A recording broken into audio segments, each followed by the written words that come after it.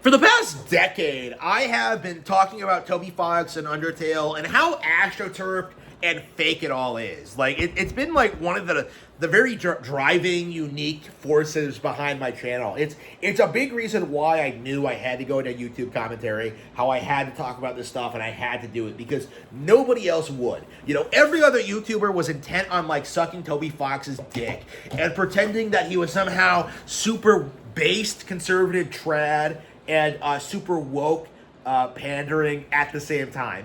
It's very interesting to see how like the illusion behind this guy has been propped up over the years. But what's equally interesting is seeing him constantly get into minor controversies that are clearly antagonizing his core fan base. Because the simple fact of the matter is, Toby Fox has not delivered on any of his promises. He has not produced Deltarune in a reasonable time frame, and people are losing faith in him. You know, people like me have hated him since the beginning because we saw through his nonsense, but what we're seeing now is that his hardcore, terminally online fan base, who glaze him constantly and think he's like, you know, the most successful game dev in the industry, are starting to ask some very reasonable questions. And something that is becoming apparent is just how little in control of his IP he actually has. And obviously this started with like the whole copyright claim thing where Toby Fox came out and he initially said that like, oh yeah, you can use my music in your YouTube videos, you can do whatever you want, bro, and nothing's gonna happen. And initially, like, you know, the community was just like, base Toby Fox, he's the greatest composer ever. Toby Fox is the GOAT. Toby Fox is the man. Oh, he lets us use his music however we like. And if you try, it gets copyright struck. You know, if you try, it gets taken down. And people tried, like, brushing this under the rug. They tried making excuses for it. They tried blaming YouTube TOS. But, like, it actually is, like, a company that Fox licensed the music to that is issuing these strikes. You know, Fox, in theory, should have the ability to, like, allow people to, like, again, if he had the intention of not, of allowing people to, like, use his music however they like, wouldn't he just not copyright it? You know, why exactly did he try to copyright it? And like the reason he had to do that was because all of it was plagiarized from obscure 90s games, and he had to like try and protect himself legally to try and like ensure that it was like very distinct from like other pieces of media. Like if you try noticing that, like, you know, how similar it is to like other tracks, like, oh, it's just a coincidence, bro. Like it's just your imagination, bro. Like again, like he had to go to this company to get the music copyrighted to protect himself from any allegations of plagiarism. Okay, but because he did that, that led to like the unfortunate reality that like you know, because the music is copyrighted, because it's like he has a company associated with it, like that company is indeed issuing takedowns against fan creators. And that's something that he now has no control over. In spite of his attempts at like gassing people as being this really fan-friendly creator, it just, in the end, like didn't result in anything. Like Toby Fox did not have the ability or the capacity to ensure that like he was able to do everything he wanted to do, to like, you know, to glaze himself while still protecting himself legally. But the new thing, you know, that's old news. Like the reason I'm making this video now, the thing that I find interesting is the whole Latin America thing. Because like I was not aware of this. I swear I had never heard this before. Because like I was certain this was not a thing. Because, you know, the Japanese version exists, right? I did not know that Toby Fox has never localized Undertale into Spanish or any other language. Like, he has only done English and Japanese. And apparently there's a very thriving Latin America community. I'm sure it's just Westerners living in Latin America. But, like, Americans living in Latin America. I'm sure it's just, like, you know, white people. Like, just, like, white liberals, like, pushing their nonsense. You know, people living in this part of the world, you know, they have come out and said, why have you not released Undertale in Spanish? You know, why has this not happened? Why has this not become, like, a thing? Okay, like why? How did you do the Japanese version immediately, which is a way more difficult language to localize in, but not done the Spanish version? And we haven't gotten a good explanation for this. Like, Toby Fox got the Japanese version out the door immediately to try and gaslight people into thinking he was like popular in Japan and that game devs love him there. They don't. It's not true. But we don't have versions in any other language.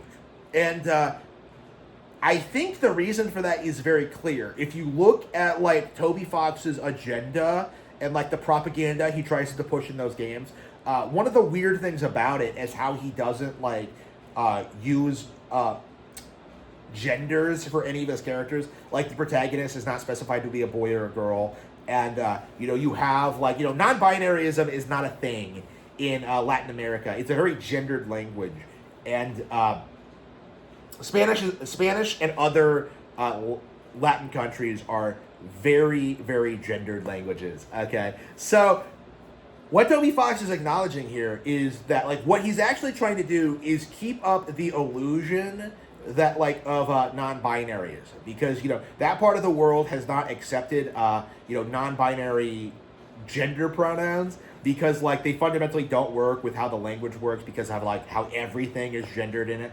Like Toby Fox is like, he's not willing to localize the game for that reason, in order to keep up the illusion that like non-binaryism is an actual thing that's actually like respected by the world. Like he would have to actually start like adding like the correct like gendered language to Spanish speaking countries, and that's something that's like a very big point of contention between woke retards like himself and Latin America.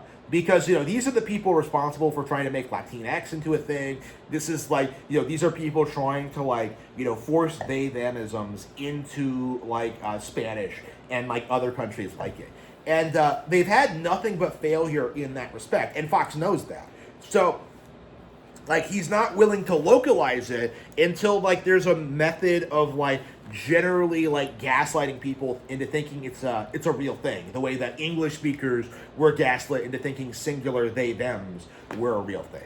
It's like, this is a very important thing to them. I know this sounds really autistic, but like I swear this is like what's actually happening. So it's very, very, very interesting to kind of see like how this woke retard is like trying to like push the agenda, trying to like placate these people while not actually giving them what they want. Because in giving them what they want, that would go against like one of the major grifts that the game has. Like the idea that non-binaryism is like an actual thing, that like genderless characters are a thing that actually exists. And it's just